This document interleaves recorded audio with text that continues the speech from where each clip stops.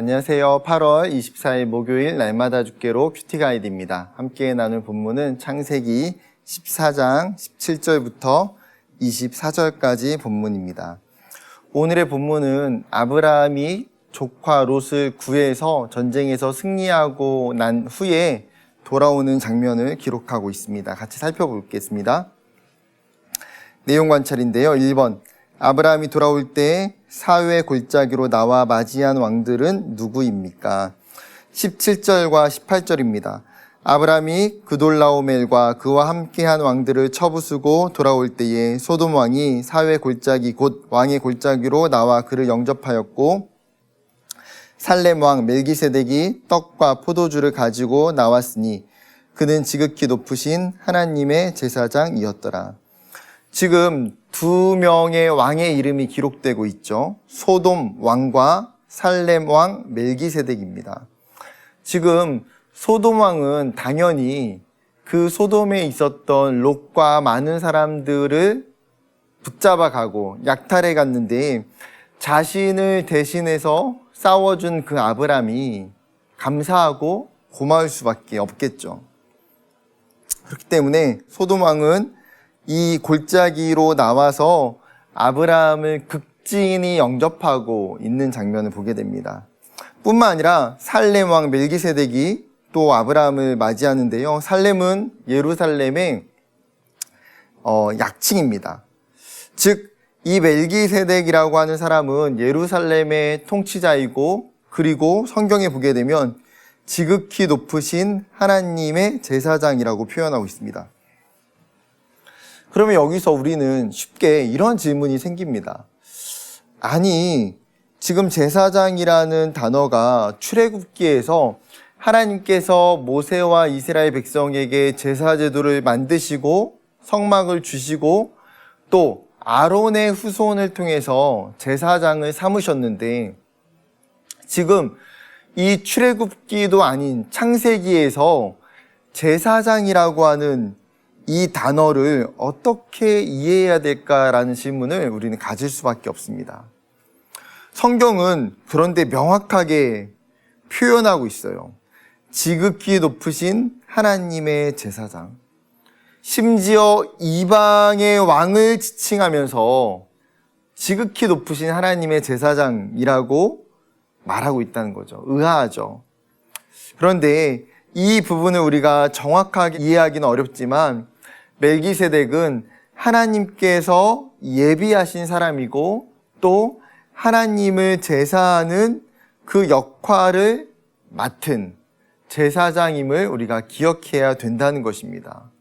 즉, 제사제도가 생기기 전에 이미 하나님은 이 멜기세덱에게 제사장적인 지위와 상징적인 역할을 주셨다는 거예요.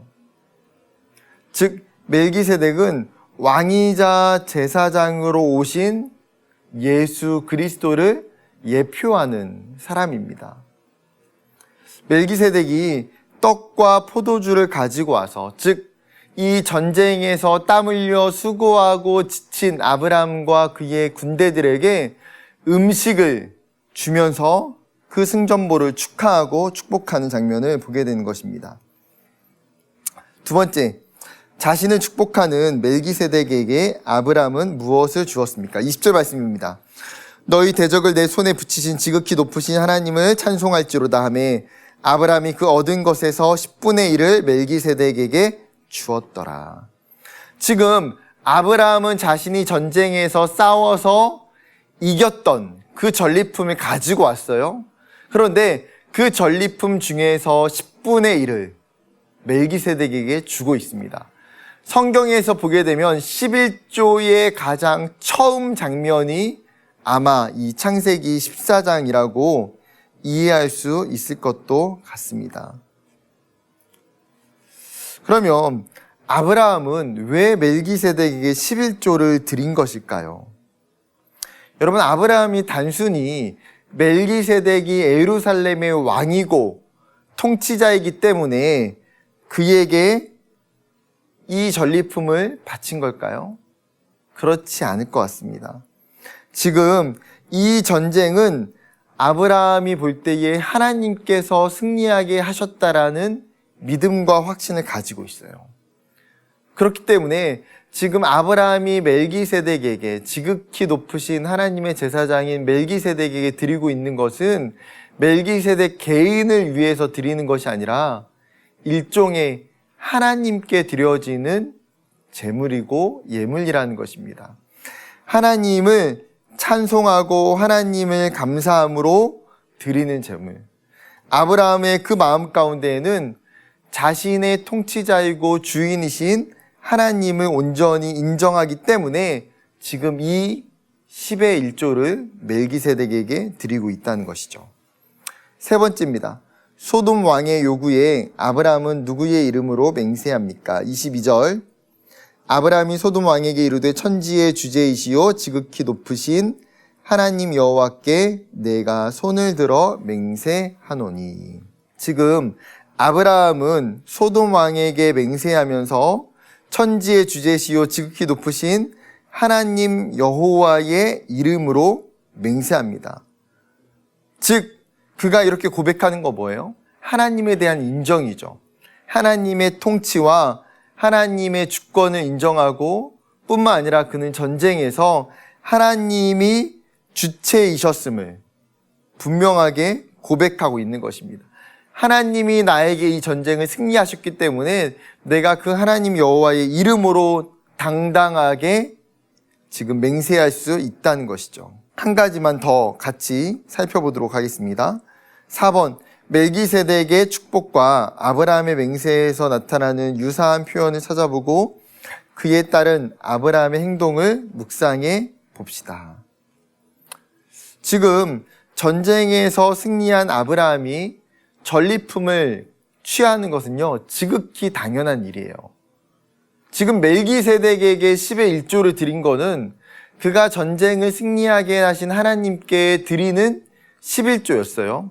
그런데 그 이후에 소돔 왕이 아브라함에게 와서 이야기하는 것이 무엇입니까? 너가 취한 전리품 중에서 적의 포로로 붙잡아 온 사람들은 나에게 주고 너가 전리품으로 가져온 나머지 물건들을 취하라는 거예요.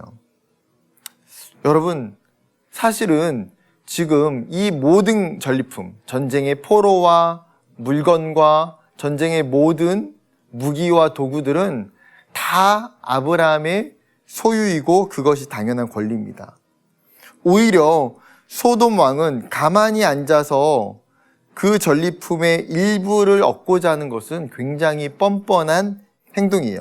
그런데 오히려 아브라함은 어떻게 이야기합니까? 하나님의 이름으로 맹세하기를 자신이 그 전리품들을 취하지 않겠다고 이야기하는 거예요. 시로락이나 들의 끈 한 가닥조차도 무슨 표현입니까? 아주 작은, 정말 별 볼 일 없는 그런 작은 전리품일지라도 내가 욕심내지 않겠다라고 이야기합니다. 여러분, 어떻게 이것이 가능할까요? 그는요, 인간적인 욕심과 물질 때문에 전쟁을 한 게 아니었어요. 그는 자신의 조카였던 롯을 구하기 위해서 이 전쟁을 했고요. 하나님께서 이 전쟁을 이기게 하셨기 때문에 자신이 이것들을 취할 권리가 없다는 것을 그는 알고 있는 겸손한 마음이 있기 때문입니다. 오직 하나님께만 영광을 드리고자 하는 그 아브라함의 믿음이죠. 여러분, 우리가 따라가야 될 행동이 바로 여기에 아브라함의 모습 속에 담겨져 있는 것 같습니다.